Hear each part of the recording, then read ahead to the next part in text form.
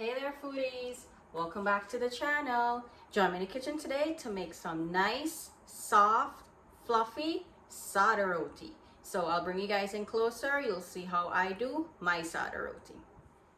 For my Sada Roti today, I'm going to be using 3 cups of flour. To this, I will add a 1/4 teaspoon of yeast. This is optional, I just like to add it to mine. 1/4 teaspoon of salt, also optional, but a must is baking powder, and here I have 3 teaspoons. I'll just mix this in really well. Need to make that baking powder work and really good into the flour. My flour is nice and mixed in here with my ingredients with my clean hand. I'll just make a well in the center. Here I have some lukewarm water, about 1.5 cups. I'll just add a little bit and start to work it in.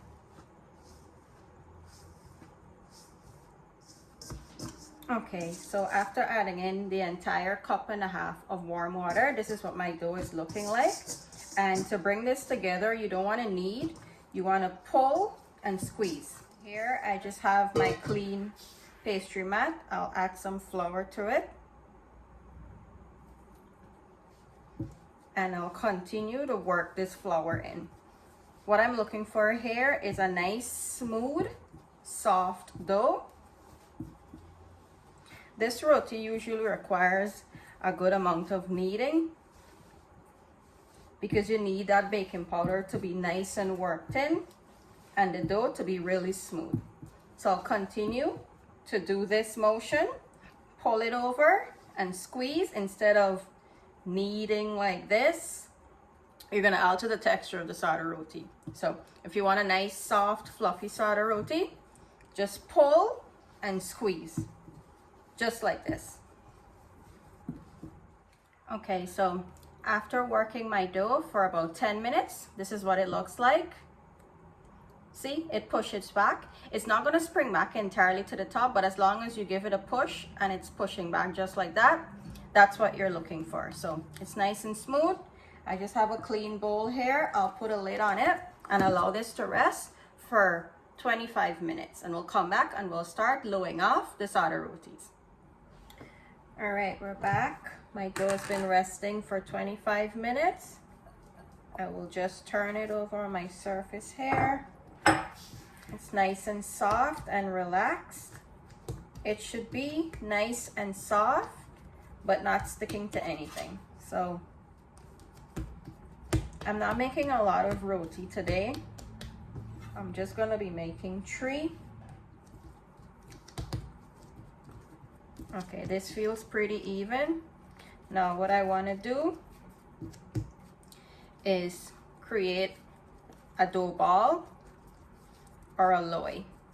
So basically what I'm doing here, I'm just flattening it out a little bit to smooth it out. See the difference between this and this? That's what you want. And I'm tucking it in.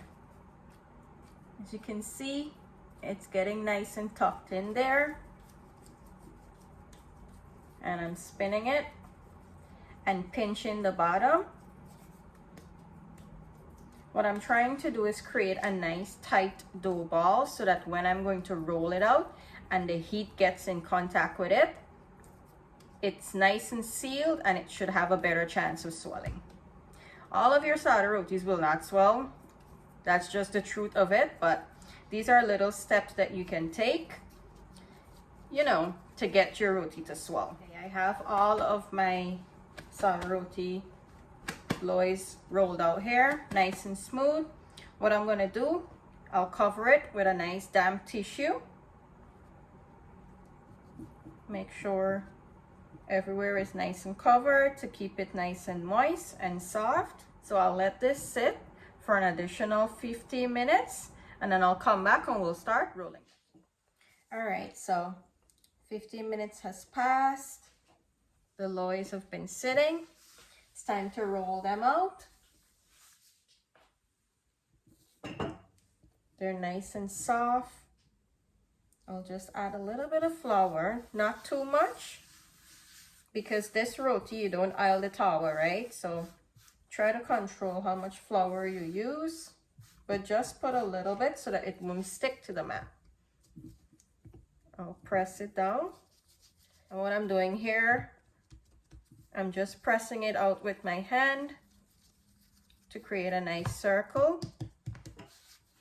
Okay, I have this nice and pressed out. Just gonna give it a little roll.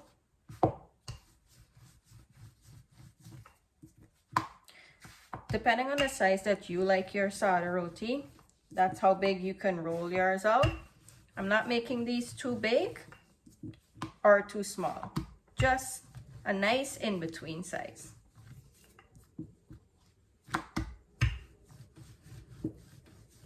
Make sure to get a nice even roll so that your roti can cook nice and even. Okay, so this is about the size that I'm going to make mine. My tawa is nice and hot. Let's head on over to the stove and start cooking this up. Okay, my tawa is nice and hot. I'll place my first roti down. You want to have your heat between medium and high because you want to create a nice toast on each side, right? So as this is cooking, I will roll out my second one and I'll come back to this and we'll flip it. Okay. This is what the Sada Roti is looking like. It's starting to get these nice bubbles on this side. That's a good indication that it's time to flip. So you can allow the other side to cook. Now, when both sides are finished cooking and the inside is almost cooked and it's time to get the Sada Roti to swell, there's multiple ways you can do it. You can do it right in the tawa here. You can do it over an open flame. You could do it in your microwave over the rack. I'll flip it again. This is for the third time. See how nice and brown it got on this side? Usually this takes a little bit longer than an oil roti or a dhal puri or potato roti to cook because it's a little thicker. So give it about a total of, let's say, 5 minutes per roti on average, and it should be good. The roti swelling. Look at that.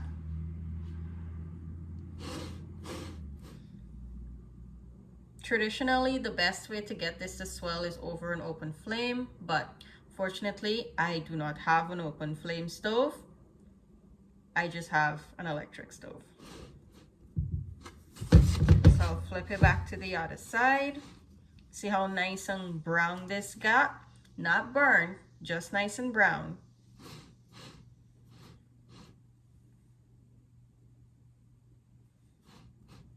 Okay, so this one is done. I'll remove it and I'll cook the next one and I'll show you guys how I swell it up on the stove, just to give you some options. Okay, so here I have my rack and I have my stove on low. My roti is nice and brown from the tawa. I'll just put it directly over the heat here. And you'll see the heat from the stove will start to swell it up. Look, it's swelling up. So this is another trick. If you can get the Sada Roti to swell in the tawa, pop it on over here. All it needs is some good heat and it will swell. I'm just gonna spin this a couple of times. Flip it over. Look at that steam coming out.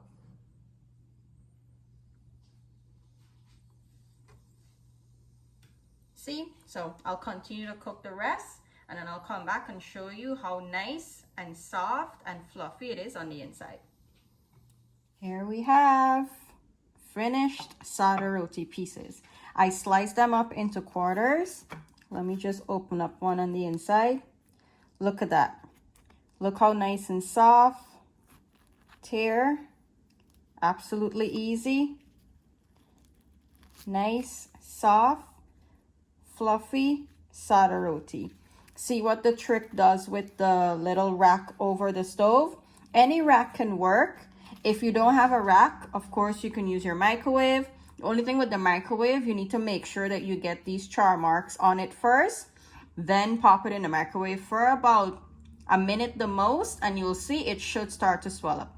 However, if you follow my recipe, exactly how I do it with my measurements, your Sada Roti will always come out soft and it will always swell. You won't need the microwave, you won't need the rack, just your plain old tower. And this is what you'll end up with. Nice and soft and tasty Sada Roti. Thank you guys for watching today. Thank you for always supporting my channel. You can follow me on TikTok and Instagram at amafoodiegirl_94. All my ingredients for this recipe will be listed in the description box below. So do check it out when you give it a try. Thank you guys for watching. See you on the next one. Bye.